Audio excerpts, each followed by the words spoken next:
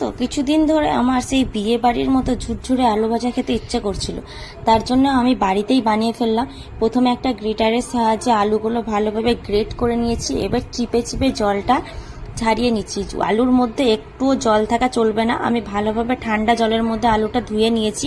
এরপর একটা কাপড় পেতে কাপড়ের ওপর আলুটা ভালোভাবে মেরে দিচ্ছি যাতে জলটা একদম কাপড়ে চুষে নেয়।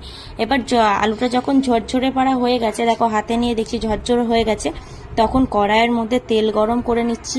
তার মধ্যে কারি পাতা ভেজে নিচ্ছি আর বাদাম আর কারি পাতাটা ভালোভাবে ভেজে নিয়ে তুলে নেওয়ার পর আমি আলুটা ভাজবো। আচ্ছা, আমার ভিডিও কেমন লাগছে তোমরা কিন্তু কমেন্টে অবশ্যই জানিও, আর আমার চ্যানেলটা সাবস্ক্রাইব করে আমার পাশে থেকো। তারপরে দেখো আলুটা আমি কড়াইয়ের মধ্যে দিয়ে দিচ্ছি, ভালোভাবে মচমচে করে ভেজে নেব আলুটা।